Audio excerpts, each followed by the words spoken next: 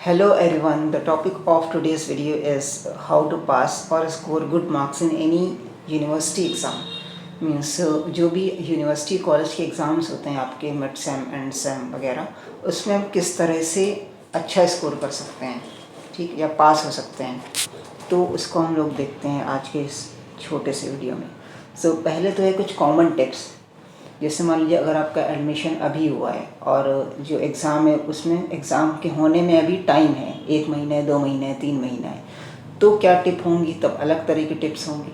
वो टिप्स क्या हैं, वो ये हैं जो भी आपकी स्क्रीन के सामने हैं। अटेंड ऑल योर क्लासेस, आपको अपनी सारी क्लासेस अटेंड करनी है रेगुलरली। इसके अलावा अगर आपको कोई डाउट है किसी भी चीज़ में तो आप टीचर्स से पूछें उस चीज़ को। तो अब वो डाउट्स कब आएगा, जब आप क्लासेस करेंगे, जब आप पढ़ेंगे चीज़ों को, तभी डाउट आएगा। तो अगर कोई डाउट आ रहा है इसको क्लियर करें। ऑर्गेनाइज रहें, मीन्स आपका जो भी नोट्स है, जो भी चीज़ें आप लिख रहे हैं क्लास में, उसको ऑर्गेनाइज रखें। अगर डिसऑर्गेनाइज होगा, मीन्स एक चीज़ एक रजिस्टर में, दूसरी चीज़ कहीं और पड़ी है, तो पढ़ने में दिक्कत होगी और रिवाइज़ करने में भी उसमें बहुत ज़्यादा प्रॉब्लम आएगी। तो चीज़ों को ऑर्गेनाइज रखें। देन अपने टाइम का बहुत ही अच्छा इस्तेमाल करें। आप कॉलेज अगर आते हो तो एटलीस्ट आप 4 से 5 घंटा देते हो, ठीक। तो 4 से 5 घंटे में आप उसको कैसे मैनेज कर रहे हो, वो टाइम, वो बहुत ज़्यादा इम्पॉर्टेंट होता है। वो अगर प्रॉपर आपने यूज़ कर लिया तो आप बहुत चीज़ें सीख सकते हो उसी टाइम में। बिकम नोट वर्दी means people notice you in the class. Means that जो टीचर है वो आपको क्लास में नोटिस करे, notice in a good sense. Like आप पार्टिसिपेट करो, चीज़ें जो होती हैं, क्विज़ होते हैं, टेस्ट होते हैं, या नॉर्मली रैंडमली टीचर कोई क्वेश्चन अगर कर रहा है तो उसका आंसर देने की कोशिश करो। तो एक्टिव रहो क्लास में। तो उसका भी एक बेनिफिट ये चीज़ होती है कि आप जब एक्टिव रहते हो क्लास में तो आपको क्लास में ही मन लगता है, और जो चीज़ पढ़ाई जा रही होती है उससे आप रिलेटेबल फील करते हो। Use the text book. आपकी जो भी स्टैंडर्ड टेक्स्ट बुक है सिलेबस की, उसको आप ज़्यादा से ज़्यादा रेफ़र करो। मतलब चीज़ें इधर उधर से पढ़ने के बजाय जो टेक्स्ट बुक हैं उनसे आप पढ़ो। और ऑब्वियसली नेक्स्ट इज़ स्टडी। जितना ज़्यादा आप स्टडी करोगे उतना ज़्यादा चीज़ें आपको समझ में आएंगी। बहुत सारी चीज़ें फर्स्ट टाइम में नहीं समझ में आती, लेकिन जब आप उसको 2 बार 3 बार रीड करो तो ऑटोमेटिक वो चीज़ समझ में आ जाती है। Then next one is polish your verbal communication skill. आपकी जो भी वर्बल स्किल है, मीन्स आप कोई भी आंसर लिखोगे तो ऑब्वियसली वर्ड्स में ही लिखोगे, और वर्ड्स ही नहीं है आपके पास शब्दों का अभाव है, तो आप चीज़ों को लिखोगे क्या, आप लिख नहीं पाओगे आंसर। तो इसलिए आपके जो शब्द हैं, जो आपके वर्ड्स हैं, वो रिच होने चाहिए। मीन्स आप प्रॉपरली कम्युनिकेट करो अपने आंसर को, ठीक। तो वो आपको लिखना आना चाहिए कि मैं आंसर लिखना कैसे है।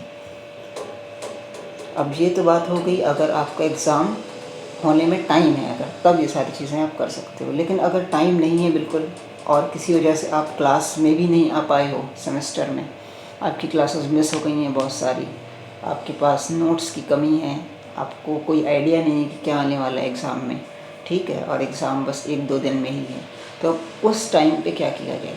उस टाइम पे असल में बहुत ही ज़्यादा स्ट्रेस होता है स्टूडेंट्स को, और ऑब्वियस सी बात हो गई, क्योंकि अगर पढ़ाई नहीं करी, एग्ज़ाम अचानक से आ गया, तो अब उस टाइम पे क्या किया जाए। तो पहली चीज़ तो ये चीज़ समझनी कि स्ट्रेस अगर है तो स्ट्रेस से हमेशा स्ट्रेस ही होता है। मतलब जितना स्ट्रेस होगा, जितना स्ट्रेस हम फील करेंगे, उससे ज़्यादा और स्ट्रेस बढ़ता चला जाएगा। तो हमें स्ट्रेस को डील करना आना चाहिए उस सिचुएशन में। हो सकता है आपकी हालत इस पर्सन जैसी हो सकती है अगर आपने क्लास नहीं ली है, like you are not studying but also being aware that every second you spend doing nothing is increasing the probability of your failure, but still not being bothered to study and panicking। Means आपको ये लग रहा है कि आपको पढ़ाई करनी चाहिए, लेकिन और ये भी एहसास है कि अगर आप पढ़ाई नहीं करोगे तो हर गुजरता हुआ टाइम जो है वो आपके फेलियर के चांसेस को बढ़ा रहा है, बट फिर भी आप नहीं पढ़ रहे हो और पैनिक किए जा रहे हो अपने अंदर ही अंदर, ठीक। या फिर हो सकता है आपकी हालत इस तरह से हो सकती है, sitting and doing nothing cause have too many things to do. मतलब मैं बैठ के कुछ भी नहीं कर रहा हूँ, क्यों? क्योंकि करने को बहुत कुछ है, इतना कुछ है करने को कि मैं कुछ भी नहीं करना चाह रहा हूँ। ऐसा होता है ना कि मतलब साल भर पढ़ाई नहीं करी, अब पहली बार सिलेबस देखा, सिलेबस इतना बड़ा है, अब इतना सारा चीज़ें कवर करने के, तो फिर कुछ भी कवर करने का मन नहीं करता उसमें। और your situation could be like this one, thinking about taking another nap after just napping for 5 hours। पढ़ाई नहीं करी, सो गए, स्ट्रेस हो रहा था, सो गए उठे, अभी भी वो डर लग रहा है कि कल एग्ज़ाम है, क्या करें, पढ़ाई नहीं करी, फिर सो जाओ। तो इस तरह की सिचुएशन आ जाती है अगर हमने पढ़ाई ना की हो। तो अब इस सिचुएशन में क्या किया जाए? अगर हमें पास होना है, एटलीस्ट पास तो होना ही है सब्जेक्ट में।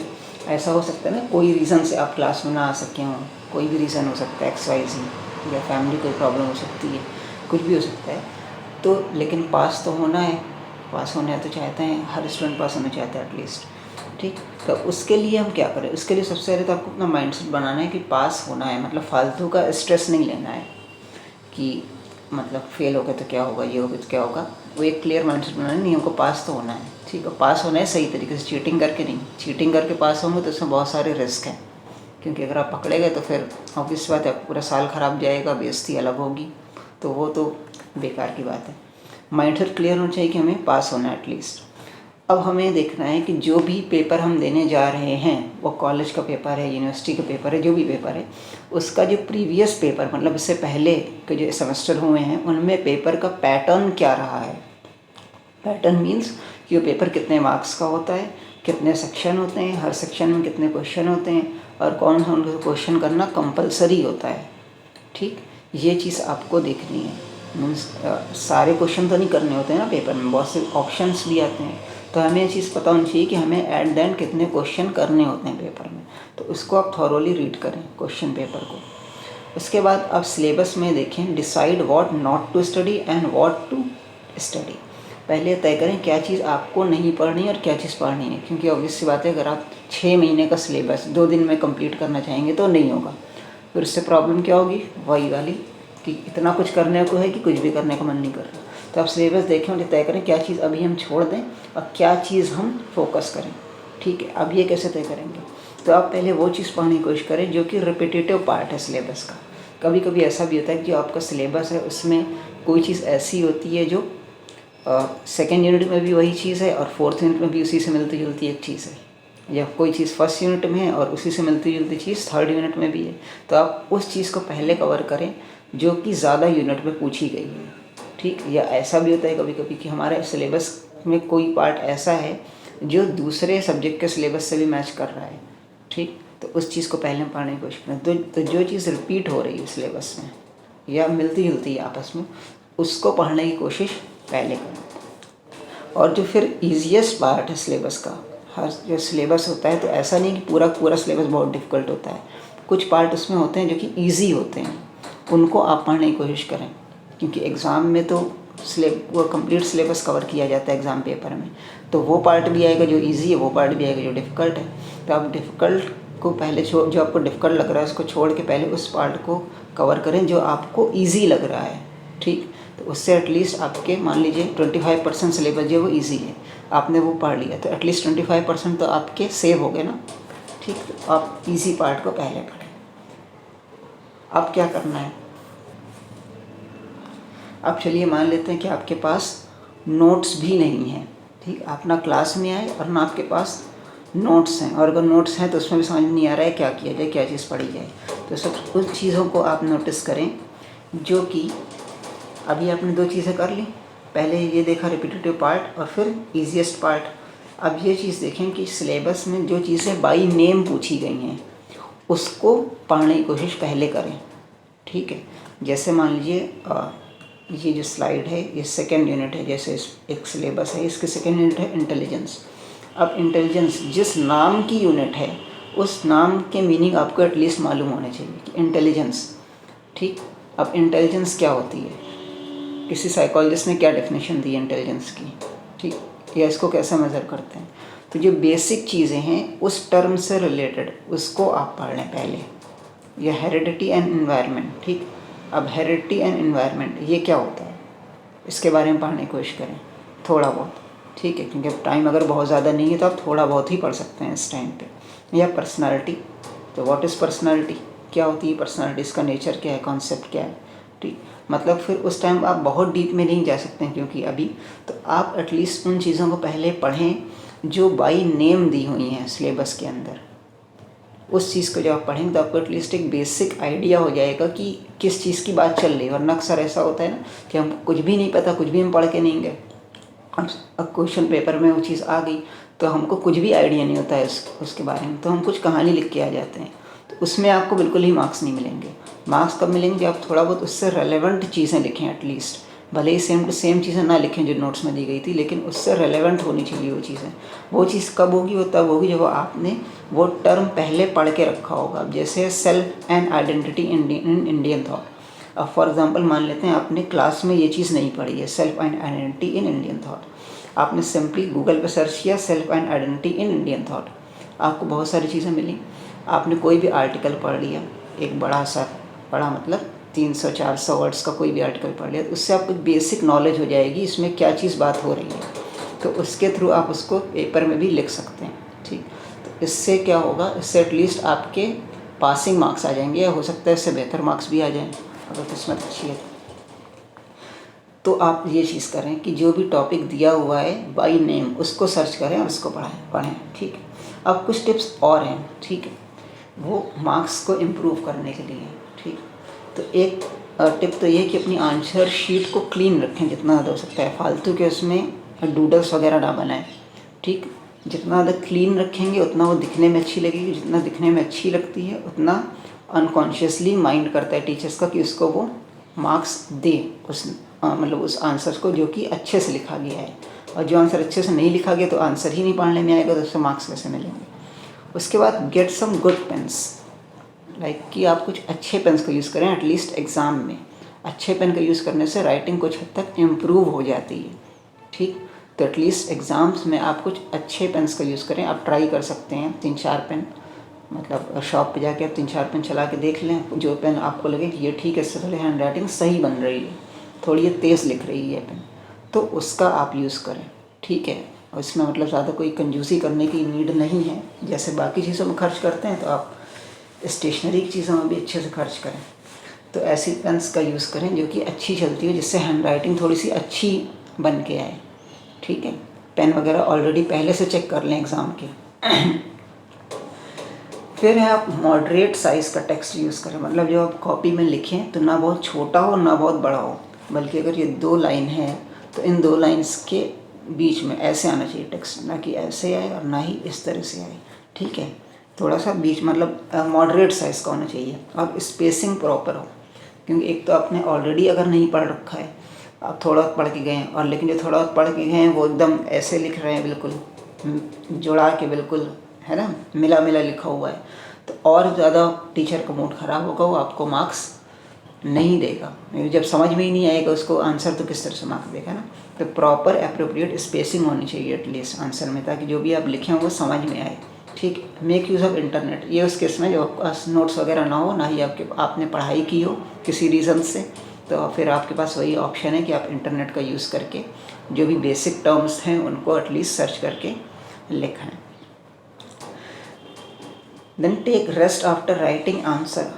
ठीक, अब क्या है, आंसर लिखने मतलब ऐसा भी नहीं करना है, कुछ लोग नर्वस इतने ज़्यादा होते हैं कि लगातार वो, उनको लगता है टाइम बहुत कम है तो लिखते चले जाते हैं, जिसकी वजह से हैंड राइटिंग भी ख़राब हो जाती है, और किसी क्वेश्चन को बहुत बड़ा लिख देते हैं कि बाकी क्वेश्चन के लिए जगह ही नहीं बचती है।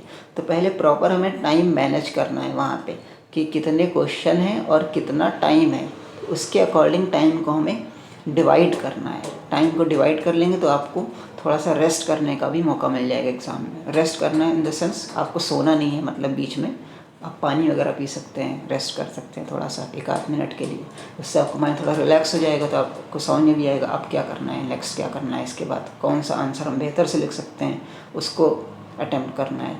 ठीक है, तो ये कर सकते हैं। और explain concepts through tables, charts and diagrams. तो बहुत से क्वेश्चन ऐसे होते हैं जिसमें आप डायग्राम वगैरह बना सकते हैं, जैसे फॉर एग्जांपल इंटेलिजेंस का एक क्वेश्चन है कि गार्डनर की थ्योरी को एक्सप्लेन करो। ठीक है, अब गार्डनर ने मान लीजिए 8-9 तरह की जो भी इंटेलिजेंस की टाइप्स बताए हैं, तो उनको आप डायग्राम में ही बना सकते हैं। बीच में इंटेलिजेंस लिख दिया और यहाँ 9 जो उसके टाइप्स हैं वो बना दिया। इससे क्या होगा, आपका पेज भी भरा भरा लगेगा, थोड़ा सा अच्छा लगेगा, तो आपका एक स्पेस भी फिल हो गया और आपका कंटेंट भी इंक्रीज़ हो गया। अब उसी चीज़ को आप उसके बगल वाले पेज में हेडिंग डाल के भी एक्सप्लेन कर सकते हो।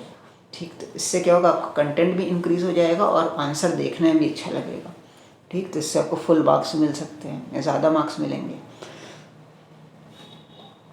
अब ये देखिए हैंड राइटिंग, ये हैंड राइटिंग अब देखिए इसमें आपको पढ़ने में बड़ी दिक्कत हो रही होगी। ठीक, क्यों? क्योंकि कोई वर्ड तिरछा जा रहा, कोई राइट साइड जा रहा, कोई लेफ्ट साइड जा रहा, कोई छोटा कोई बड़ा है। तो अब इसको पढ़ने में प्रॉब्लम होगी एग्जामिनर को, और एग्जामिनर को अगर पढ़ने में प्रॉब्लम होगी तो वो फ्रस्ट्रेट होगा तो क्या करेगा, जल्दी से कुछ भी इसको मार्क्स दे करके आगे बढ़ जाएगा। ठीक, तो ये चीज़ नहीं करनी है। दूसरी हैंड राइटिंग देखिए, ये हैंड राइटिंग इससे थोड़ा सा बेटर है, परफेक्ट नहीं है लेकिन इस वाली से थोड़ा सा बेटर है। ठीक, लेकिन इसमें प्रॉब्लम क्या है, इसमें देखिए ये टर्म यहाँ पे ख़त्म हो रहा है, ओव्यूल पे सेंटेंस ख़त्म हुआ और यहाँ पे ओव्यूल से शुरू भी हुआ, लेकिन जो यहाँ भी स्मॉल में इन्होंने ओव्यूल लिखा है और यहाँ पर भी स्मॉल में लिखा है। ठीक, तो यहाँ पे हमको इन चीज़ों का भी ध्यान रखना है, पंक्चुएशंस का, और लेटर जो हम लिख रहे हैं कि सेंटेंस के अगर ख़त्म हो रहा है तो मतलब कैपिटल से लिखना है। यहाँ पे देखिए कॉमा लगा है, लेकिन कॉमा के बाद इन्होंने कैपिटल से स्टार्ट कर दिया है, हालांकि कॉमा के बाद तो स्मॉल से ही चलता है ना। तो इन चीज़ों का थोड़ा सा ध्यान रखना है, इम्प्रूव करने अगर मार्क्स अपने। कई बार ऐसा भी इतना है कि दो बच्चों ने सेम आंसर लिखा, एक को ज़्यादा मार्क्स मिले, एक को थोड़ा कम मिले, फिर बाद में बच्चा कहता है कि ऐसा क्यों। तो उसके बहुत से रीज़न होते हैं। अगर एक ने एकदम परफेक्ट हैंड राइटिंग में वही चीज़ लिखी है तो ऑब्वियस बात है उसको ज़्यादा मार्क्स मिलेंगे उसी चीज़ के। ये कुछ और हैंड राइटिंग है, इसको भी देख लें आप। अब ये थोड़ा उससे भी बेटर है, ये काफ़ी बेटर हैंड राइटिंग है ये वाली। ठीक, ये वाली हैंड राइटिंग काफ़ी बेटर है। ठीक, ये भी काफ़ी बेटर है, लेकिन इसके साथ प्रॉब्लम ये है कि इसके जो टेक्स्ट हैं, जो भी हैं वर्ड्स हैं, बहुत ही स्मॉल लिखे हुए हैं। ठीक, और ख़ासकर जब कॉपी अगर आपकी ऐसी जगह कॉपी जा रही है जहाँ पे ऑनलाइन चेक होनी है कॉपी स्कैन होके, तो वहाँ पे इस तरह के टेक्स्ट पढ़ने में थोड़ी सी प्रॉब्लम हो सकती है। ठीक, तो आप अवॉइड करें कि इतने ज़्यादा छोटे टेक्स्ट ना लिखें, मतलब एटलीस्ट थोड़े से, जैसे इसमें जो टेक्स्ट यूज़ हैं ये थोड़ा ठीक हैं, ये मिडिल साइज़ के हैं, इसमें कुछ ज़्यादा ही छोटे हैं। तो आप कोशिश करें कि आप मिडिल साइज़ का टेक्स्ट यूज़ करें, बहुत ही छोटा है बहुत ही बड़ा यूज़ ना करें, और प्रॉपर स्पेसिंग होनी चाहिए उसमें। इन चीज़ों का ध्यान अगर रखेंगे तो आप मतलब अच्छे मार्क्स ला सकते हैं। और इसके पहले जो चीज़ें बताई अगर उनका ध्यान रखेंगे तो आप एटलीस्ट फेल नहीं होंगे किसी भी सब्जेक्ट में, पास हो जाएंगे और ठीक ठाक मार्क्स से पास होंगे। ठीक, और एक चीज़ और ध्यान रखें कि good marks does not equals to good education. तो ज़्यादा मार्क्स अगर आपके आए हैं तो अच्छी बात है, लेकिन इसको गुड एजुकेशन का सिनोनिमस मत समझें, because good education is a life long process. उसके लिए आपको ज़िंदगी भर सीखते रहना है।